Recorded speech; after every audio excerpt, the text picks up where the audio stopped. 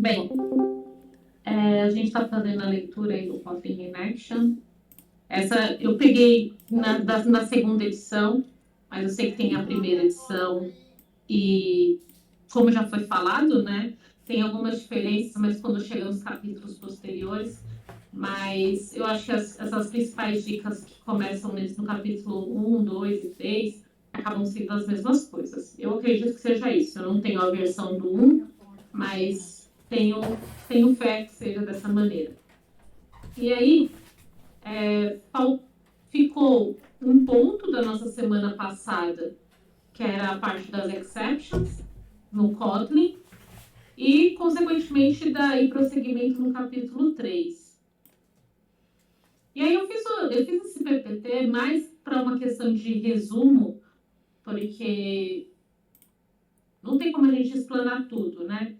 E tem a questão também, tipo, dos principais exemplos que, na minha visão, eram interessantes. Mas é como eu estava dizendo para a Cris agora, que é uma construção nossa, né? Se você lê uma outra parte que você achou interessante, você fala, putz, não entendi muito bem isso aqui, a gente pode abrir a discussão aqui, conversa, fala assim, sei lá, página 80, eu não entendi esse termo. Eu acho que até um espaço também para a gente treinar nosso inglês. Um inglês técnico a leitura desse livro. Mas sem mais conversas, vindo aqui para o que ficou no capítulo 2, que foi a parte de Throwing and Catching Exceptions in Kotlin, que é a parte de exceptions, né? E é natural que nós encontremos nos nossos códigos do dia a dia a quantidade de exceptions que a gente acaba tendo que criar, né? Então, o que são as exceptions, né? Eu sei que todas já sabem, mas só para reforçar aí, é quando dá uma exceção, é quando dá um erro. E se você não trata esse erro, então, supondo, você criou uma função, que vamos supor, uma função de A dividido por B, e aí ele recebe um B igual a zero. Você sabe que não existe divisão por zero, certo? Se você não trata isso, tipo, olha, se o B receber zero nessa função, você tem que atuar de uma determinada maneira. Se você não faz isso, ele acaba dando um erro que pode parar a sua aplicação. Então, o tratamento do exceptions são extremamente importantes quando a gente está falando em serviços que estão disponíveis, seja em qualquer ambiente que você esteja. É interessante também a questão das exceptions, que é quando parece que você começa a ter mais propriedade do código que você está fazendo. Porque não é só quando dá certo. Você tem que saber quando que isso pode dar errado. Então, quanto mais você treina essa sua percepção, entendimento da sua task, do que você precisa entregar, é quando você vai enxergar tipo, o macro do que a parte das exceptions e o que isso pode trazer de benéfico aí, e tanto entendimento tanto de negócio quanto de próprio código. Mas falei que são exceptions, e no 2.5, que ele fala throwing and catching exceptions em Kotlin, as características que eu anotei que se diferenciam com Java, na verdade, foram exatamente essas. Foi a questão de que a definição de exception em si ela é similar ao Java e em outras linguagens. É capturar aquele erro, né? A diferença com o Java vai ser que ele não tem aquela palavra reservada nil. Então, quando você faz uma exception em Java, você fala, new exception do tipo tal, você pode fazer ela verificada e não verificada. Aí vocês têm que me lembrar como funciona mais no Java. Mas não era verificado o nome em inglês. Né? E aí você vai ver que e isso no momento de run, né, da aplicação, né? Você está digitando e ele fala assim, olha, um exemplo interessante também, quando você tem entrada e saída, que é o I/O exceptions que você tem no Java, né? Se você não...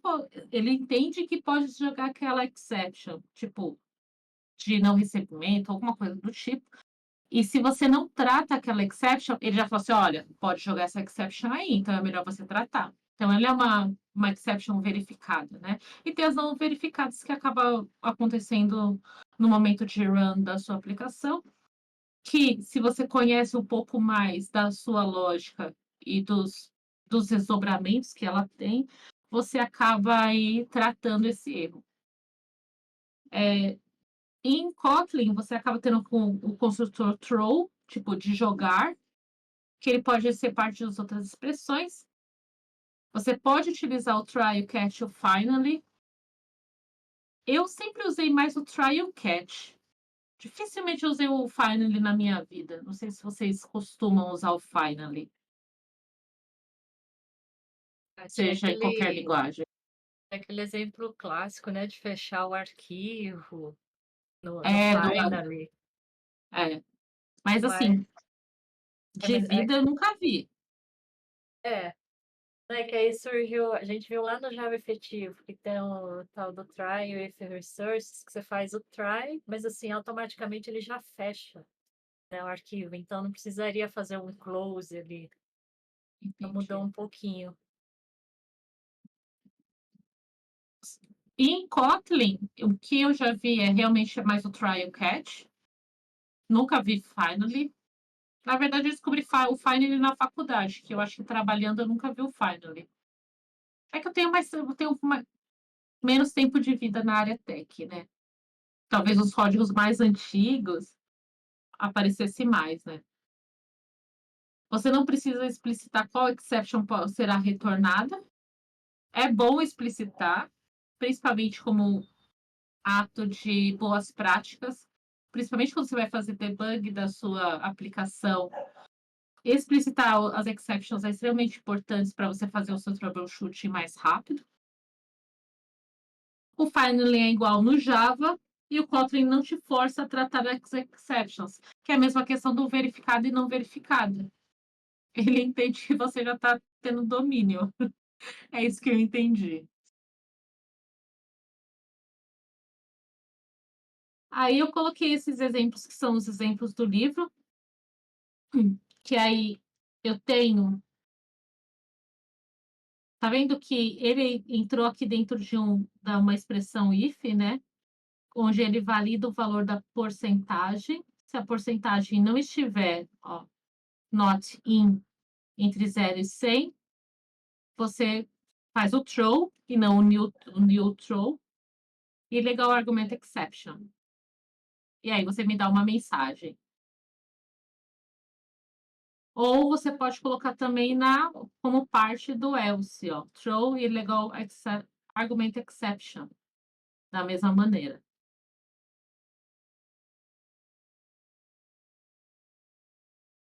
Esse exemplo aqui é com aquele exemplo clássico do buffered reader, né? Que quando eu tenho o reader, e qual que é a principal diferença? Quando você utiliza também o finally, que é o que a Cris estava falando, no exemplo de você utilizar o close só no finally. Mas aí, de acordo com o Java efetivo, que Cris falou, ele, no caso, ele fecha aqui no try? Ele fecharia no try, Cris?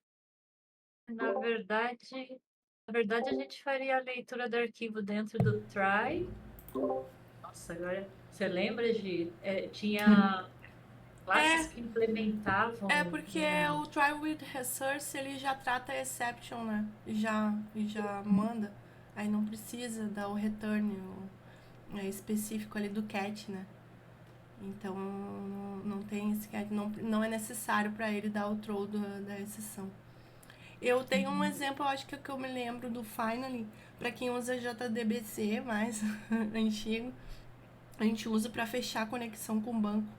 Geralmente, sabe? Quando tu abre uma tabela, mesmo que não dê erro, sempre tem que fechar a conexão, né?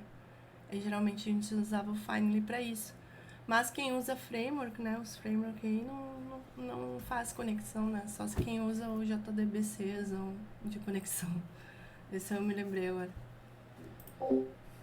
Esse exemplo aqui seria mais para mostrar que o Finally está sendo utilizado da mesma maneira como você utilizaria com Java. É a mesma estrutura do try, do catch, do finally. Aqui ele pega a exception, ele dá um tipo de exception, mas você poderia colocar só exception aqui, e do tipo exception, e aí ele retornaria null de qualquer maneira. Isso daqui seria mais uma questão de. Não posso falar. Fala firula, né? Mas um cuidado maior, e você está estabelecendo um tipo específico. Então ele fala assim: olha, você só vai capturar o o format exception, né? Qualquer outra maneira, ele vai fechar depois o reader no ponto close. Ver se eu coloquei mais alguma coisa referente a isso. É porque Não. o finally ele executa sempre, né? Mesmo que dê o É. catch. É por isso que tu Deu erro ou não deu erro? tu é obrigado a fechar. Então é mais nesses casos de arquivo e conexão com o banco, alguma coisa que tu tem que fazer independente, né? E conexão com o banco é essencial, né, gente? Você precisa fechar as suas conexões. Ele também fala um pouquinho do try with resources, lá na página 82. Só que no caso do Kotlin, ele não tem nenhuma sintaxe específica para with resources. Aí ele fala que depois no capítulo 10 ele vai mostrar como que isso pode ser feito. Eu acho que a grande coisa aí, grande, como posso falar? A grande sacada é você utilizar aí como uma forma de expressão o try, facilita muito a leitura, né? Eu acho que a leitura é um dos maiores ganhos que a gente tem com com a utilização do Kotlin. Eu não coloquei aqui, mas eu acho legal a gente tentar sumarizar o que foi feito no capítulo 2, antes de entrar aqui no capítulo 3. Então, ele diz assim, acho tá difícil de traduzir, porque na minha cabeça está fazendo sentido, mas achar as palavras em português, sabe? The fun keyword, a palavra fun, ela é utilizada para declarar a função, como a gente já viu nos exemplos anteriores. The val and var, que as palavras chaves, val e var, declaram somente leitura ou variáveis mutáveis, respectivamente. Então, read only, o val, e para variáveis mutáveis, o var.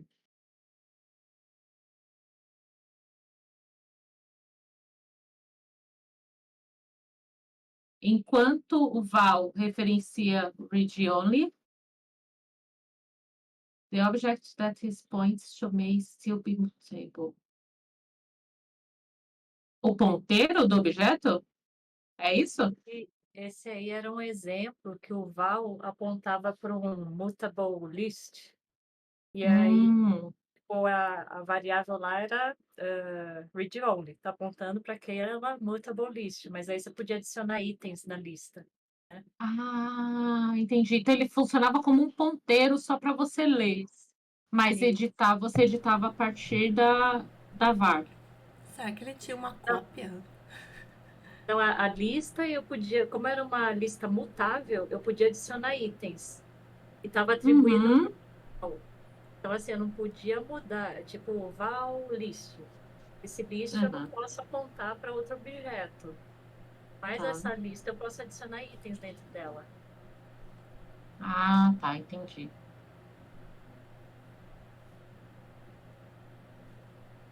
Templates de string te ajudam a evitar noise com concatenações barulhentas. Adicione o cifrão, né, para variável nome, ou surround. Como é que surround, gente? Me ajuda aí na tradução. É colocar entre chaves, né? Isso. Envolver. Isso mesmo.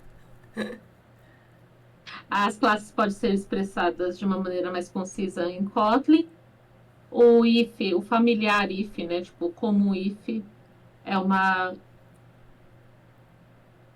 expressão com return, com o valor de return.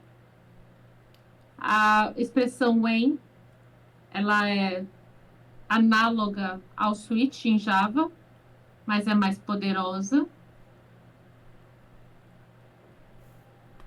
Aqui você não precisa fazer o cast específico da variável, ele pode implicitamente entender qual é o tipo da variável. O for, o while e o do while são loops similares, comparando to their counterparts, comparando com Java, mas o for ele é mais conveniente quando você precisa iterar sobre um map ou uma coleção com index. A sintaxe concisa de 1 a 5 cria um range, que é um espaço, não é espaço, range é de um ponto a outro, né? Intervalo? E intervalo, obrigada. Ranges and progression allow Kotlin to use uniform syntax. Ele melhora a questão da sintaxe, né? E para tratar as exceptions em Kotlin é muito similar com Java, exceto que em Kotlin ele não requer que você declare as exceções que podem ser jogadas pela função. E aí, em suma, foi isso.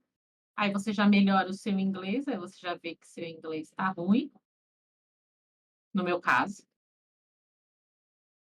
E no capítulo 3 ele vai falar das oportunidades, das coisas maravilhosas que o Java faz que o Kotlin faz com as funções. Então, ele vai falar sobre um pouquinho sobre criando coleções em Kotlin, como que eu facilito essas chamadas, adicionando métodos e classes de terceiros. Então, eu posso pegar uma classe e fazer um método a mais ali, que é a parte de extensão, que é o mesmo que a Cris estava falando, que ela via as extensions lá e ela deu o clique nela depois que ela leu essa parte. Como você pode trabalhar com coleções, que é o varargs, chamadas infixas e suporte à biblioteca padrão. Como que eu posso trabalhar um pouquinho mais manipulando strings. E como que eu posso deixar o código organizado também, utilizando as funções locais e extensões. Então, esse é o grande ganho aí desse capítulo 3. Vocês querem adicionar mais alguma coisa? Tipo, ali nas exceptions, o fluxo tá legal? Tá tudo bem? Tá tudo bem, toca a ficha. Estamos acompanhando. Ok. Boa. Então, ó, a gente tem 3 formas de criar as coleções no Kotlin, né? A gente pode criar uma list, uma set ou um map. Aí, só para lembrar qual que é a diferença desses 3, né? O list é uma coleção ordenada que permite elementos duplicados. O set, ele é o conjunto de elementos únicos sem duplicatas. E o map é aquela estrutura chave-valor onde cada um tem uma chave única. Aí, deixa eu ver se eu fiz essa parte no código. Eu não subi ainda, mas eu vou subir, tá, gente? Então, uma maneira simples, que é o que eu coloco aqui. Vocês estão vendo a outra página, o IntelliJ? Sim, Eu tô? Tá bom o tamanho? Tá. sim. Beleza. Aqui, eu coloquei dessa maneira, tipo chapter 3, e esses nomes ficaram meio estranhos, mas era mais para acompanhar os tópicos, tá? Aqui é a maneira que eu vou conseguir fazer as collections, né? Fazer a criação das collections. Para eu fazer um set, eu posso fazer um set of e já aqui tá val, um set 53, ou uma lista, aí eu coloquei os mesmos valores, E o map off 121, 727, 53, 253. Quando eu criei essa classe aqui, estabelecendo esses valores aqui do set, do list, do map, eu chamei o Java class de cada um, só para a gente observar eu fiz uma fan collections, né? Dei um print para saber qual que era o tipo dela. Então, é o que eu estava falando com a Cris mais cedo, que era uma coisa que eu usava muito, que é esse Java class no meu código, mas não sabia muito bem o que fazer. Sabe quando você não reflete? Só faz? Era a minha vida com esse Java class aí. Mas aí no livro, ele colocou e deu aquela luzinha que esse ponto Java class aqui, ele vai trazer o tipo do set. Que no caso a gente sabe que é uma coleção de set. O Java class aqui vai pegar o tipo do list e o Java class vai pegar o tipo do map. E aqui eu coloquei aqui para ele fazer só o print de cada um deles. Então, quando eu fizer eu fiz uma main, onde eu criei uma coleção, peguei a Val Collections e pedi para ele rodar o collection, a função collections, que é exatamente essa daqui, tá? Quando eu der um play aqui, ele vai mostrar para mim qual que vai ser o tipo dessas coleções. E aí, deixa eu abrir aqui. A gente olha que o set, ele usa do Java. O list, ele usa do Java e o map, ele usa do Java. Então, quando eu traço um set, ele está fazendo uma linked hash set. Que aí é uma coisa que a gente trabalha bastante na parte de estrutura de dados, né? Quando a gente cria uma list, ele está criando uma array list. E não somente a list em Java, porque a gente tem como... Lembra que a gente tinha como criar da interface list e depois sobrescrever falando que ela era uma array list? Não estou falando besteira, né? É que isso é uma coisa que me lembra muito Java, que eu fazia exatamente por conta para eu satisfazer o Solid, para que eu conseguisse instanciar em camadas menores, eu criava ela a partir da interface list e depois, internamente, eu tratava ela como uma array list. Isso. É porque a interface master, né? Exato. Vai E aí extraindo. aí você vê aqui que quando eu faço tipo um list, um set off, ele já está criando uma array list para mim. Quando eu faço um map off, ele já tá fazendo um linked hash map para mim. E, consequentemente, a chamada de print não tem nem comparação com o Java, né, gente? O print no Java era um absurdo. Quer dizer, é ainda, né? Bem mais Aqui fácil. eu só faço um print LN de pular de linha, e aí isso me lembra JavaScript, porque você tem... Era que no JavaScript você usava console.log para mostrar. Pois senão acho que você usava print LN assim mais curtinho. Não lembro. Console, É que... dá um ponto É que- console. Acho que É, Tirou o system out, né? log. System out ali. exato. Principalmente se você precisava fazer prova na mão de Java na faculdade, você vai lembrar como que era. Escrever isso era muito mais simples. Não sei se vocês viveram isso na faculdade, mas eu vivi. O código tinha que ser feito na mão, na folha de papel. Nossa. Eu vivi. Não dava para compilar nada. A compilação era na cabeça. Mas é incrível, né? Exato. Apesar Lá de no tudo, cérebro. a gente aprende, a gente decorava, né? Na verdade, acabava Sim, decorando exato. e gravando. Mas essa era a ideia, né? Para você fazer na mão. Tudo bem que você saía de lá querendo matar um, mas a ideia era exatamente essa. Então, para criar as Já. collections é muito mais simples. Pode falar. Você disse que ali na linha 13, então, o set.java class é um get. Tipo, um get que eu O tô pegando. Java Class, o ponto Java Class, ele faz um get do tipo de classe. Uhum. Que ele Tá. imprimiu aqui, né? Ali o set, class, Ó, e tá deu vendo todo o aqui, ó, que eu pacote. coloquei tipo 2 Sim. pontos. Aí ele me deu o tipo da classe, ó. É a forma que a gente faz em Kotlin para saber o tipo do objeto.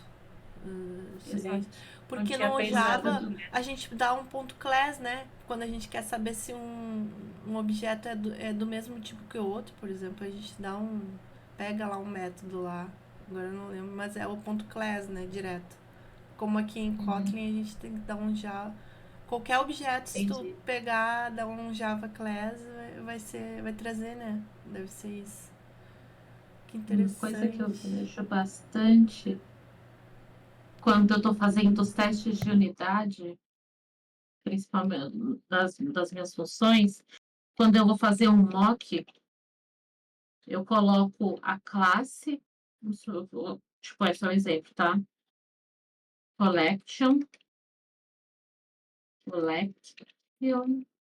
Aí eu coloco 2 pontos, class.java. Não sei se vocês já viram isso. Ah, também funciona. Daí tu usa aqueles 2 pontinhos por referência. Isso, eu seto que essa collection vai ser desse tipo dessa classe, entendeu? Quando eu estou fazendo os mocks de teste de unidade. Mas, enfim, não quero devagar. Deu para entender isso daqui? Tá simples, né? Achei interessante que você atribuiu ali a função numa variável, né? Variável não, num val, né? Depois você Foi. chamou ali embaixo no main. Depois, descendo um pouquinho, collections igual. É porque eu Aí tô o. chamando a classe, né? Tô chamando a Uhum, classe aqui. sim, entendi. Não, só de ter a Pra- facilidade do Isso, map eu off. fiz isso daqui para que eu tivesse essa collections e pudesse chamar essa função. Porque essa Uhum, função, collections, ela participa dessa classe. Então, eu criei um objeto da classe e dela eu chamei a função. É a mesma coisa quando a gente falava assim, clone car, né? E aí a gente falava assim, dentro tem tipo val cor, igual sei lá, e assim por diante. Depois eu falava assim, ele até deu tá vendo como a IA acaba com a sua cabeça, que ela escreve tudo para você? Um acelerado. Então eu inicio o car para poder acessar as suas propriedades, no caso aqui cor, ou acessar seus métodos que é o acelerar. É a mesma coisa que eu fiz aqui. É que ficou esse nome doido aqui, porque eu estou utilizando, foi só a anotação, mas ele está, na verdade, utilizando o nome dela. Aí é legal que aqui ele já fala, renomeia isso, porque isso está ruim. Tá vendo? Tem que começar com uppercase letters, está começando com número, porque você está fazendo isso. é, Ótimo. Não, isso é. Não, não é. Não vai deixar a gente mais burro se não se ajudar, né? Assim. Porque na verdade decoreba é ruim também, porque tu acaba às vezes decorando e não entendendo, né? O porquê. É um meio termo. Mas aquele lance do map off ali, agora que eu vi, é a maior vantagem, porque em Java a gente sempre esquece como criar essas collections aí. Aí porque tu tem que sempre dar um list, né? Que nem tu falou, list. Aí depois tu dá o igualzinho, new. Aí tu bota um map, chama o map, passa o tipo pra ele poder. Nossa, muita vantagem. É, Muito bom. aí voltando aqui, que é essa parte de criação de coleções. O próximo passo vai ser a parte da como que você deixa elas fácil, como você deixa a função fácil para que ela seja chamada, né? Então, o Kotlin em si, ele oferece diversos recursos para tornar a chamada de funções mais intuitiva e menos verbosa, que é uma das grandes vantagens, né? Melhorando a legibilidade do código. E eu acho que isso é extremamente importante porque não sei se vocês concordam comigo, mas uma coisa que eu sempre repito é que a gente nunca escreve código para a máquina, a gente escreve código para outras pessoas. Então, a legibilidade do código é extremamente importante, porque provavelmente não vai ser você que vai dar manutenção naquele código, né? Vai ser uma outra pessoa. Então, eu já vivi situações onde a forma que estava escrito o código, organizado o código, me induziu a vários erros, sabe? Que você só consegue pegar depois que você vai testar. E era a forma de escrita. Então, a escrita, quanto mais conciso, tipo, o Kotlin já vem para isso, né? Ele já melhora a leitura do código. Se eu olhar aqui, claramente você já enxerga, eu tenho uma função main, eu tenho uma criação de uma variável que ela é do tipo um array list, onde já estou setando seus determinados valores. Nesse daqui, ele já tem um método chamado o ponto last, que é uma propriedade aí do array list, que ele já vai pegar o último. Aqui, o shuffle, que ele vai misturar os elementos, né, na impressão.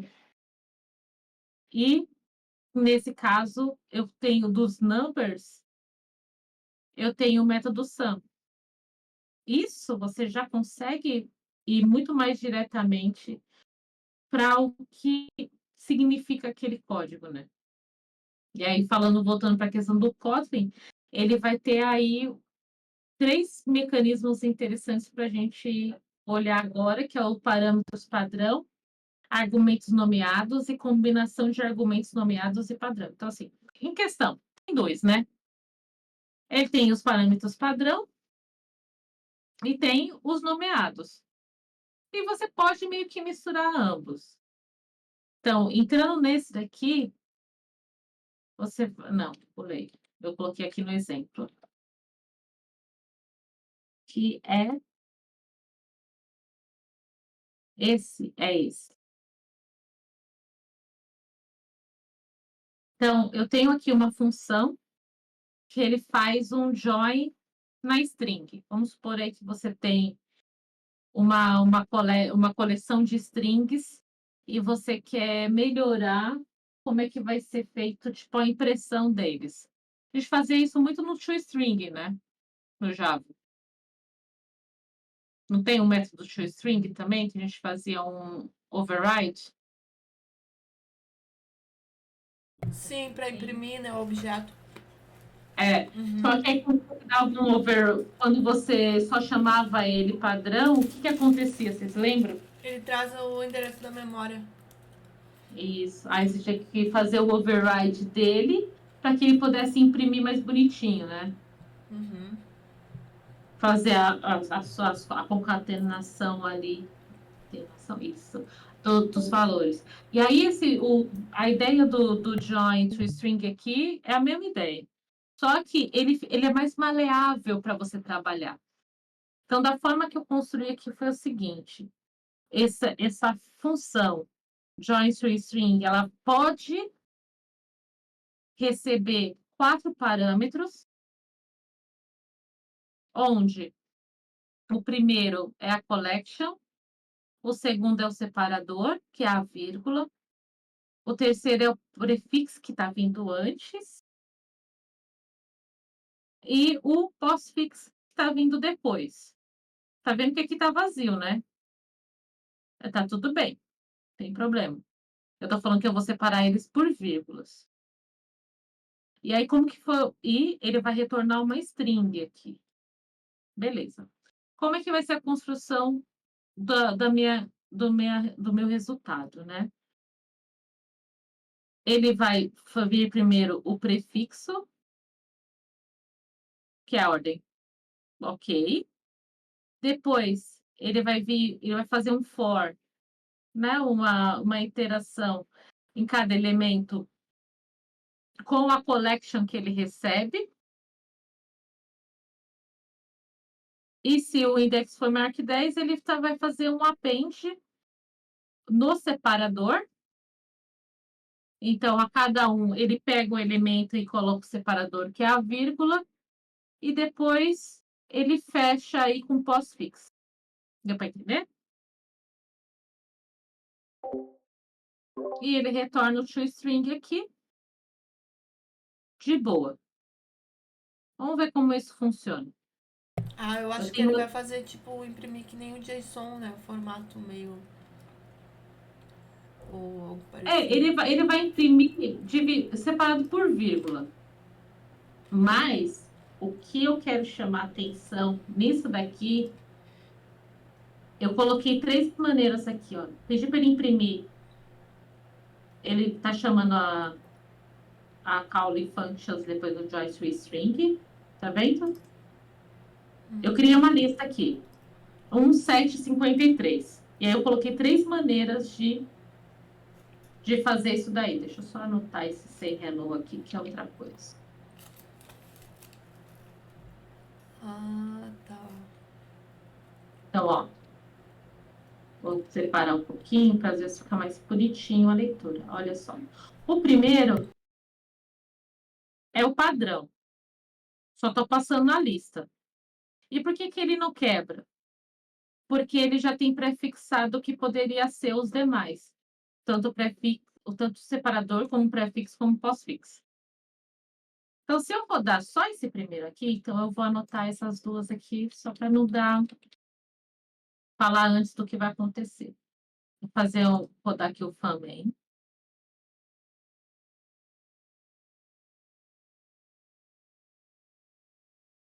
Se você olhar para o código, é exatamente o que ele fez. Ele pegou os elementos, separou por vírgula, certo? Não deu erro nem nada, porque você já tinha setado esses valores antes. O que eu posso fazer? Os valores todos vazio, né? String vazio, né? Porque ele já tinha um valor para o separador, que era a vírgula, para o prefixo, que era vazio, e pós-fixo, que era vazio. Então, eu não precisei passar. Exato, é padrão. Eu não precisei passar aqui como parâmetro, porque ele já tinha valores setados para isso, caso não viesse. Tranquilo. Agora, o segundo, eu vou anotar aqui. O segundo é diferente, porque eu estou passando a lista e agora é porque o meu facilita, tá? Mas tá vendo isso aqui? Teste separador? É por causa dos meus plugins aqui.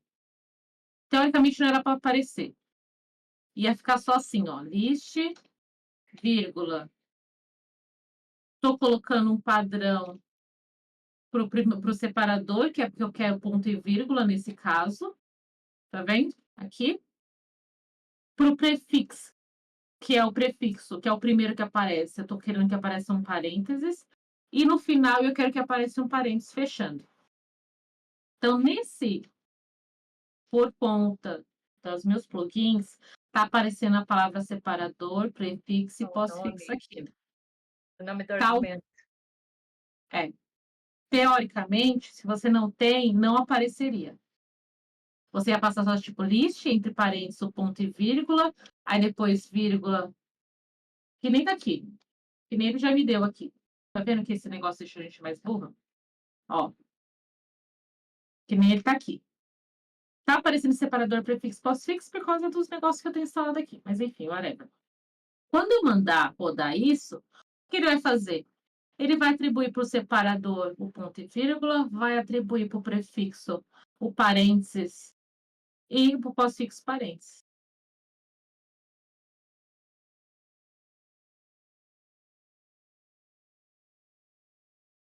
Então, ele saiu do padrão. Eu consegui manipular como que eu queria agora os elementos. E esse último Então, eu tenho 3 maneiras de escrever, né. Eu tenho como colocar de forma padrão, ou eu coloco somente o que eu quero para cada um, ou eu faço que nem esse último aqui, que eu declaro especificamente o que é cada um. Então, tá vendo que esse separador, eu falo assim, ó, o prefixo vai ser esse, o separador vai ser esse, o pós-fixo vai ser esse, que é o nomeado. E dessa maneira, eu facilito demais a leitura. Assim, a gente sabe que não é uma boa prática a gente passar muitos parâmetros dentro de uma função. Para quem lê o Código Limpo, eu não estou dizendo que aquilo seja uma bíblia, né? Mas eu acho que isso é um bom livro de reflexão, mas ele tem quase um capítulo inteiro falando sobre como deixar mais fácil a leitura de classes, É, né? mais de 3 começa a ficar mais complicado. Isso.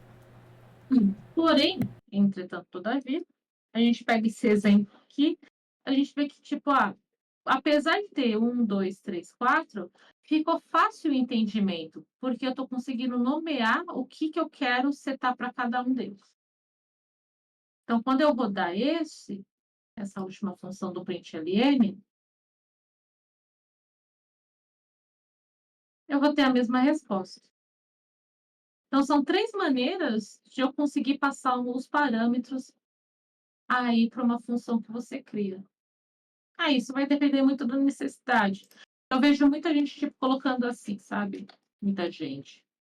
Do código. Eu tenho dessa maneira.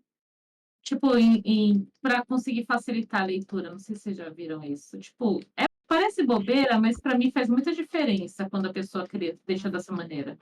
Eu faço assim quando tô fazendo converter, sabe? Fazendo hexagonal, tem um monte de camadas.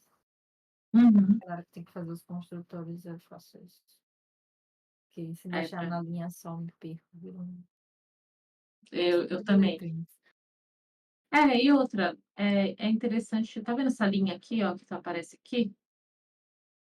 É interessante você não passar dela, dependendo de como estiver configurado o seu projeto, ele dá erro de calint, que é a formatação dele. Exatamente para facilitar a leitura. Que era essa linha. Não? É para isso, porque se às vezes fica muito grande, você pode continuar. Se não tiver o calint no seu, ele não vai apontar. Mas é uma boa prática você tipo, ir para a próxima linha. Não é boa prática, é tipo. Fica mais legível, né? Isso. Essa é a ideia. Deixar ela um pouquinho mais legível. Então, essas são as 3 maneiras que você pode aí passar os seus parâmetros. Eu gosto dessa. Só tô pensando que no Java é bem mais engessado, né? Porque, tipo, você deixar de passar um parâmetro daria erro, né? Se o parâmetro for opcional, teria que construir outro método, passando só o primeiro parâmetro. Bem engessado, né? Isso é ótimo para fazer construtor. Nossa, eu adoro. Também. Faz um só e aí passa quantos parâmetros que usam. Funciona para Isso todos. isso aí vai, tipo, aparecer aqui no outro. Mas antes da gente ir para lá, o próximo tópico seria a questão das extensions. E que eu acho que é uma das coisas mais bonitas que tem. Porque a partir de qualquer... Você tem uma classe, ela tem lá os métodos dela, certo?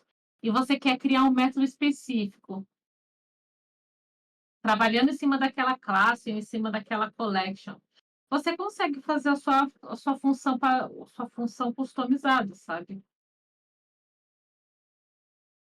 Que ele pega, que nem exatamente essa. Ele pegou a partir da collection string, ou ele fez uma nova função que é essa last char, que é o último caractere, né? Que retorna um caractere, que é ele mesmo. Tá vendo? This length -1. -1. que é exatamente o quê? Ele vai pegar a string, vai dividir em caracteres e vai pegar o caractere que esteja na posição -1. E a gente sabe que -1 porque é o índice dele, que o length dá o tamanho, certo? Só que aqui eu tenho que passar o índice de onde está esse char. Por isso, -1. E aí, show, acabou. Você dá um print ln no last char, que é o que você acabou de criar, e ele faz da saída n da palavra Kotlin. E olha só que legal como que ele também passou a string, né? Porque eu poderia, tipo, fazer assim, val, nome Kotlin, e aí aqui dentro, nome.lastchar, sabendo que o nome é do tipo string, ele já ia conseguir enxergar. Como o Kotlin, entre parênteses aqui, ele já entende como string, ele consegue entender que essa lastchar pode ser atribuída a esse objeto criado. E, consequentemente, ter a saída N, que é a última letra. De Peraí, boa? ele fez um Muita puxadinho. informação, né? Entendi. Tá bem. Não, eu entendi como que funciona. É uma das coisas mais bonitas mesmo. Só que é tipo um puxadinho na string. Na É um string puxadinho. real. Na É. classe da string. Então qualquer string vai ter isso, certo? Dentro desse escopo, dentro do escopo que você cria essa função. Ah, do escopo. Tá. Porque se você cria essa função dentro da classe, ele só vai conseguir utilizar dentro daquela classe. Tá. Se for Essa no projeto função. inteiro, Se, no projeto se for inteiro. global, exato. Aham. Mas ótimo. Eu não tô alterando Isso a daí, string do framework, né? Mas eu tô criando um em cima um dele. puxadinho. Ótimo. Não, olha que E flexibilidade. isso eu utilizo bastante quando eu quero customizar por uma string, principalmente com strings, tá? Vou dar um exemplo. Eu tenho eu recebo um response, eu fiz uma chamada para API, aí eu tenho um response. Aí eu tenho que pegar parte desse response e mandar por outro serviço, para tipo registro de logs.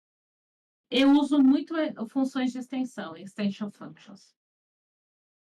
Porque, por causa dessa mabialidade que eu tenho de ajustar o response da forma que eu vou querer. Deu para entender o que eu quis dizer? Sim, tipo, tu não tem que criar um objeto novo, né? Não, não crio um objeto novo e faço o rolê inteiro. Aquela Eu só coisa faço toda uma aí, tu cria função. interface ou implemento, cria um, né? Rapaz, Não, ali dentro, ali já tem escondidinha a função que eu estou organizando que eu quero que ele passe para essa outra chamada. que E maravilha. isso eu uso pra caramba. Pra cacete. Por Não sei Maravilhoso. exemplo, eu vocês. usa muito isso. Eu tenho um objeto e eu quero converter para um outro, né? Então tem muito isso, de ter a classe, ponto, converte to para outro objeto e aí faz todo esse código aí, atribuindo cada campo para um outro, né? Bem legal. Sim. Um dos grandes ganhos, eu acho. Até agora, o que eu mais uso é isso. Você sabe Kotlin sem, eu só sei fazer extension functions, é isso. E já tá bom. E Eu não mesmo lembro de ter assim usado esse negócio. eu acho que foi. Oi? Eu não lembro de ter usado isso em algum momento. Olha, já eu vi, acho que você já viu e você usa, só que você usava inconscientemente que a Cris estava usando. Para associar. Pode ser. Isso é muito Porque eu lembro de já ter visto, sustentável. mas não lembro de ter usado. Mas é também uma forma de você se perder muito rápido também, concorda? De começar a fazer milhares de funções ali, né? Então tem que ser usado com parcimônia, na minha opinião. Então, é puxadinho, né? O problema é de ficar É. fazendo puxadinho pra todo canto. Mas é uma É. facilidade também. E, tipo. Mas bom, não sei. Agora bugou meu cérebro. O que dá pra fazer com isso? Eu acho que isso é uma ideia super sustentável. Não é reutilizar código isso aí? É, né? A gente Sim, vai com certeza, reciclar. né? A gente tá reciclando, reutilizando o código. Então, aí entra na questão das limitações, né? Ela não modifica a estrutura interna da classe. Ela adiciona mais um comportamento externo. Ela pode ser sobrescrita por métodos da classe original se houver um método com a mesma assinatura. Então, vamos supor que lá dentro já tinha ele. Não tem o override, entendeu? Aí você fala assim, então quem ele assume? Ah, eu entendi, eu não testei, tá? Mas eu entendi que o da classe original é o que é assumido, e não a sua que você criou. E não permite acessar membros privados ou protegidos da classe. Não dá para a gente fazer um get, né? Dentro da classe tá tipo private get, alguma coisa lá. Tá privado, o membro. E aí você fala assim, putz, vou fazer uma extension function aqui para conseguir acessar esse valor. Não, não vai rolar. Então, se o membro realmente é privado, ele vai continuar privado. É que daí ficaria muita vulnerabilidade também, né? É por Porque senão segurança. eu acho, aí quebra a estrutura da original, né? É. Então, aqui ele estava falando assim, ó, que a original se mantém, é um puxadinho. O puxadinho não vai destruir a original, vamos falar assim. Sim, tem limitações. É utilitário, mas também, né? Senão, porque tem a questão da herança também, né? Esse negócio de sobrescrição aí poderia dar um monte de problema se fosse liberado tudo, fazer tudo. Sim, tem Muito que bom. cuidar com as propriedades, porque é uma linguagem orientada a objeto, né? Vocês querem comentar mais alguma coisa dessa parte aí que vocês viram que você acharam interessante?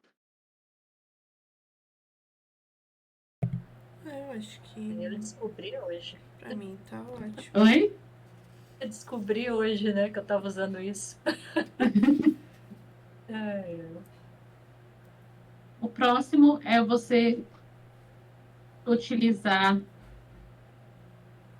o varargs, que também tem no Java, o infix calls e o library support. Já que Então, deu assim, horário, hein? deu, Deu. eu acho que tem Ah, só bastante tem coisa 2 ainda, dá pra tópicos. gente deixar. Vai ter uns 15 minutinhos, eu acho. Se tiver tudo bem para vocês. Eu fico. Eu posso ficar. Também. Beleza. Então, beleza. Então, o varargs também tem no Java, né? Que era o que eu não sabia, o que, que era naquele começo, tipo, na primeira, sabe? Na main. Eu não sabia o que, que era aquilo, não. Aí, não lembro, acho que teve alguma aula, alguma coisa do tipo, que aí me explicaram que ali era para você poder receber diversos parâmetros, né? Diversos argumentos. O infix, ele é uma chamada de função com um único argumento de forma mais intuitiva. E tem as declarações de desestruturação, que é aquela que quando você divide. Eu vou mostrar. É como se você conseguisse quebrar o elemento. Vamos ver aqui no capítulo como que ele tem um desenho aqui.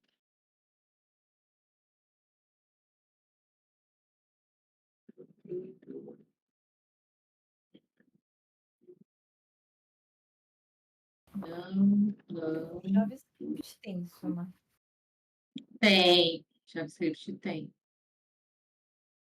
Né? A gente foge do JavaScript, ele vem e aparece no Kotlin, cara. Como Nada assim? não parece. O Kotlin reuniu Sacanagem. o melhor de todos.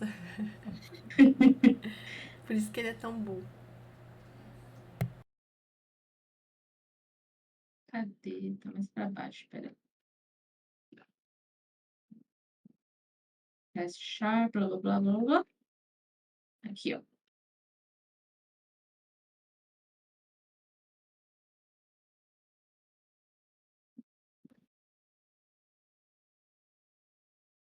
Nessa sessão.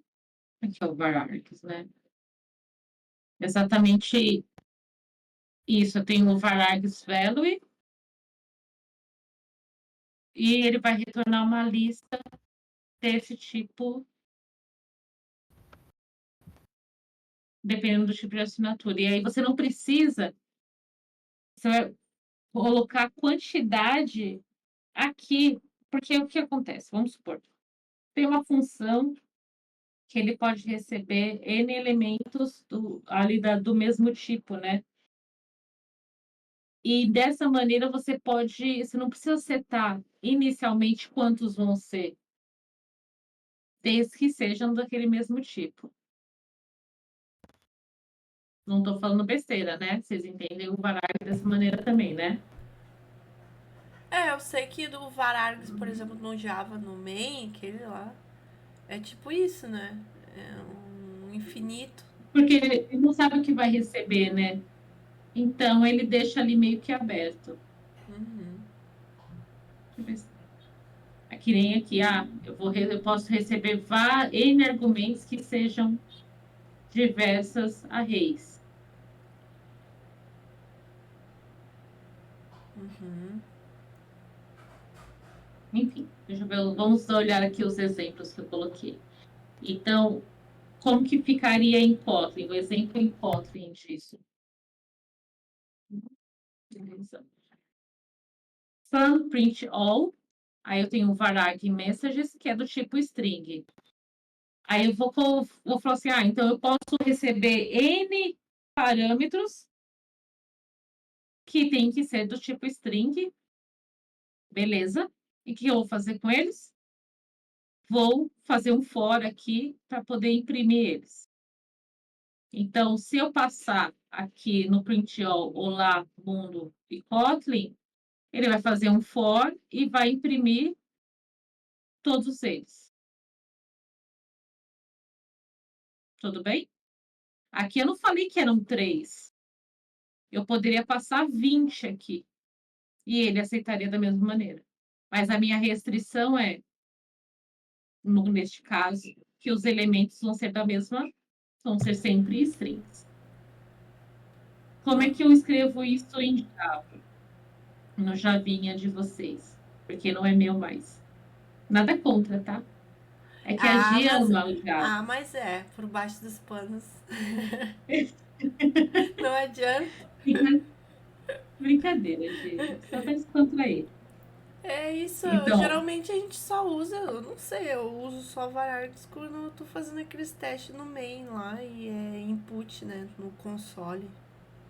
Mas char, sei lá, te define geralmente string, né? é. No Java, o print all, ele fala aqui, ó, do strings, message, e ele está fazendo for da mesma maneira, mas tem um system out println aqui, e ele vai imprimir da mesma maneira. E tá tudo bem. Não é uma grande diferença, mas é mais conciso, né? Faz a mesma coisa. Notação em fix. Então, eu tenho aqui esse parâmetro, ó, é uma fan infix, ou estabelecendo essa notação infixa, ele recebe um único parâmetro, e aí o que eu estou falando para essa função fazer? Estou falando assim, ó, repita ela mesma, repita essa string, né? Repeat this. O que que eu fiz aqui? Eu falei assim, olha, eu quero que você repita 3 vezes a string Kotlin. E aí a minha saída vai ser Kotlin, Kotlin, Kotlin. No caso, em Java, eu não tenho esse tipo de suporte para o infix. Eu teria que passar tá vendo a quantidade de vezes e a palavra. Então, eu passaria 2 parâmetros e aí ele conseguiria fazer a impressão da saída. Então, assim, se a gente analisar qual que foi a principal diferença, ele falou fun int times, certo? Que recebe a string, só que aí eu estou colocando aqui a questão da quantidade de vezes, né? Ele faz um repeat dele 3 vezes. 3 times. Então, mas é aquele infix é uma palavra reservada do Kotlin, então. Isso é uma palavra reservada. Qualquer função que tu colocar infix antes, ele pode ser E aí, repetido, como é que fala? É recursão, né? Recursiva. a ideia desse infix é que ele recebe você faz somente um parâmetro, porque você concorda comigo que ele só está recebendo um só, e aí ele acaba fazendo essa repetição? Sim, a palavra reservada deve fazer isso, né? No framework. Exato. E aqui não, aqui, tipo, no primeiro que o Java ele não tem Não esse existe. suporte, mas não que existe, não quer dizer que ele não faça, né? Mas ele vai fazer Tem de que outra maneira. implementar na mão grande, né? Não tem que fazer, é uma melhoria. De alguma necessidade que foi enxergada, né? Porque, particularmente, eu nunca tinha. Eu descobri esse infix com livro, tá, gente? Eu nunca tinha usado, não. Quer dizer, nunca vi. Vocês já viram? Eu também Não. não. Nem tô conseguindo pensar em algo. mas Eu também. Eu vou ser bem é, sincera que eu não tô conseguindo pensar em aplicação para isso agora, tipo assim, de bate-pronto. Talvez algum algoritmo. é usado com esse int times? É que o int era por causa da repetição, né? Aham, sim. Mas Mas, dá ó, para usar com outras coisas, será? vamos ver. Eu acho que daria pra usar num teste, por exemplo. Ou uma coisa que tu pode repetir mais de uma vez, ou até num teste. Faz uma função que tu quer testar 3 vezes, sei lá. De repente. Ó, vamos lá.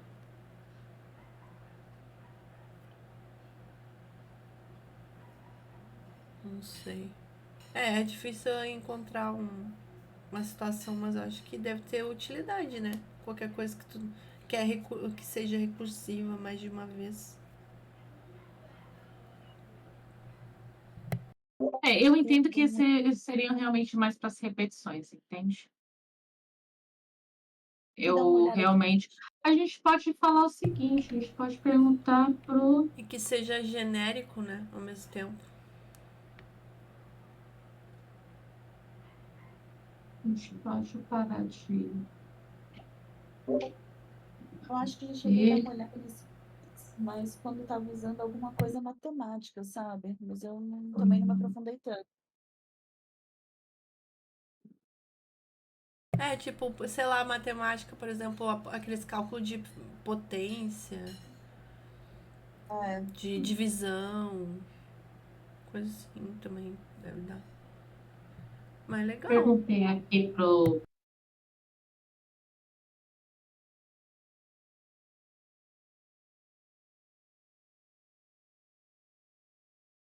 A ideia dele realmente ele é omitir os parênteses para deixar mais concisa essa parte da leitura. Eu pedi para ele dar exemplos. Gente, não julguem meu prompt, tá? Porque você só dê exemplos. Mas enfim. Mas é isso. Não, você tem que falar assim. Como é que é? Aonde eu posso usar no sistema? Não, amiga, não é tipo. Como é que é? Haja como um desenvolvedor, Nossa. desenvolvedor, especialista em Kotlin e justifique e explique para uma criança Nossa. de 5 anos o que é infix. É sério, gente. É mais ou menos isso. Vamos ver o que ele vai responder. Engenharia de prompt, é isso aí. Olha só. Aí ele vai explicar. Ó, imagine que você tem um brinquedo mágico que junta duas coisas de um jeito especial. É o infix. Por exemplo, se você tem um bloquinho azul e um bloquinho vermelho, você pode juntá-los assim. Azul juntar vermelho. Isso faz um brinquedo novo com as duas cores. Boa. Tá, mas assim, ó, se tu for lá na IDE e clicar em cima da palavra infix, ele não abre a implementação de como é, tipo, como é que funciona aí? Sim, mas eu só joguei lá porque eu não fiz essa aqui, amigo. Ah, não, sim, mas dá pra gente ver, né? Infix fun. Ó. Vamos ver o que ele sugeriu aqui. Infix fun, int. Ah, olha só, o que ele está fazendo? Ele está pegando da classe int, que é classe, a collection, porque é maiúsculo, certo? E vai adicionar o valor. Vamos ver o que ele vai responder. Vai. Dá pra fazer várias Print. coisas com isso. LN. Aí eu tô colocando uma expressão só. Tá dando erro. Concatenação também. Dá pra fazer. Tá. Ele não, ele disse que era uma top. Eu tenho que fazer aqui dentro do menu. Senão ele não vai imprimir. Deixa eu fazer só comentar isso aqui.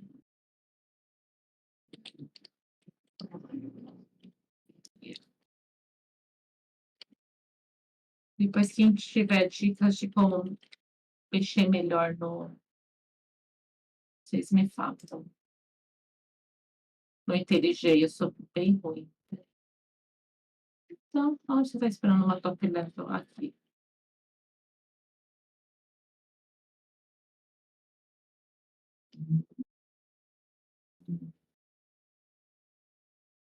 Você não usa IntelliJ? 3. Eu uso IntelliJ. Ah, tá. É que você falou, que não uso. Não, se você. Mas é que às vezes as pessoas têm dicas de otimização de utilização no IntelliJ e eu conheço pouco, sabe? Eu uso todo dia, mas sabe quando você sente que você ainda não tem agilidade no negócio? Sim, eu não costumo estudar toda a ferramenta também. Só uso o que precisa. E que nem tenho no VS Code, quando eu trabalhava com VS Code, cara, eu era muito ninja no VS Code. Conseguia fazer as coisas muito rápido. E no IntelliJ já faz uns 3 anos que eu trabalho com isso e eu não sempre patino. Eu não sei por quê. Mas, ó, voltando aqui. Eu criei a infix fun int add, que é para adicionar ao inteiro. E eu coloquei praticamente uma expressão aqui, né? Um add to, que é essa add.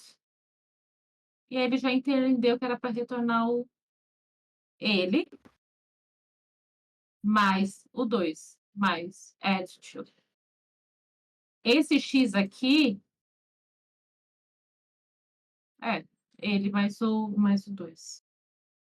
Eu achei interessante, mas é uma coisa que eu nunca tinha visto, não. É uma maneira mais simples de ler, concordo, mas foi realmente novidade. Tá parecendo aquele extensions, né? Que você escreve int.add. É isso, é uma mistura.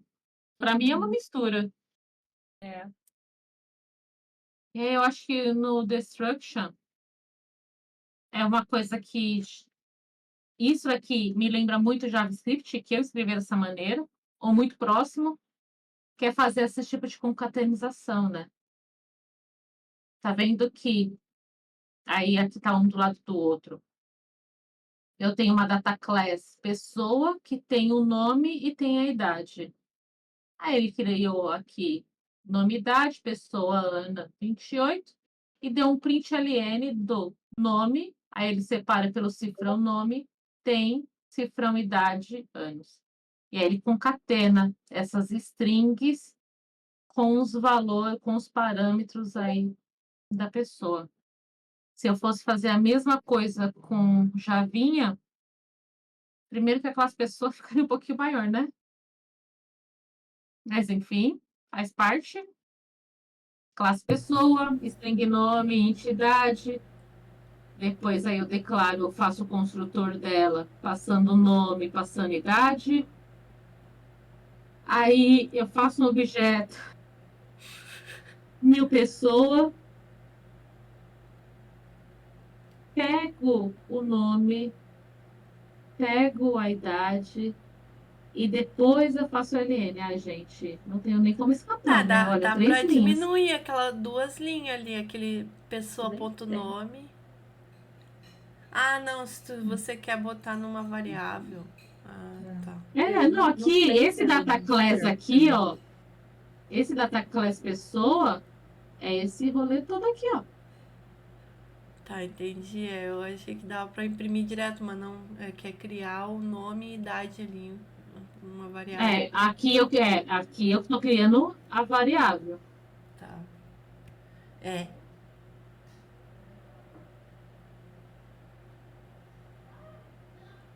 E se vocês quiserem, a gente continua na semana que vem. Tá. Foi bastante coisa, o 3.6. Aí a gente pega as funções locais. Que é maiorzinho. É. Uhum. Aí eu acho que é pra gente estar um pouquinho mais livre da cabeça, né? Tá bom. Foi bom. A gente viu bastante coisa. A gente foi até a página do meu. Aqui o 17. Foi bastante, estamos quase na página 100 já. Deu uma evoluída. Porque ele dá bastante código, né? Página 100. Ajuda bastante. Muito bom. Maravilhoso. Adorei. Próxima semana é com a Jaque de novo. Eu quero revezar, Jaque. Pode continuar. Eu acho que seria bom revezar, uai. Vamos revezar, gente. Ué, essa tudo sugestão, só isso. Jogou verde. Podemos revezar, sim. Foi ótimo. Maravilhoso. Muito obrigada. Que isso, tamo junto, né, gente? Aprendendo Adorei. junto. Eu sempre falo que, tipo, participar de clube de livro, assim, é legal porque incentiva a leitura. Porque, sinceramente, né, ler um livro técnico não é uma das coisas mais prazerosas, né? É legal quando você começa a aprender mais coisas, mas eu acho que a existência do clube do livro é praticamente, basicamente, para incentivar essa leitura em conjunto, né? Que a gente consiga ter um espaço também de discussão. Exato. Então, estamos juntas. Perfeito. Vamos junto nesse bonde, estamos juntos, vamos estudar esse livro e vamos dissecar ele. Esse ano é o Kotlin. É isso aí. Muito obrigada, boa noite, meninas. Vou encerrar aqui a Boa gravação. noite. Então, até a próxima. Até a próxima. Tchau, meninas. Tchau. Boa noite.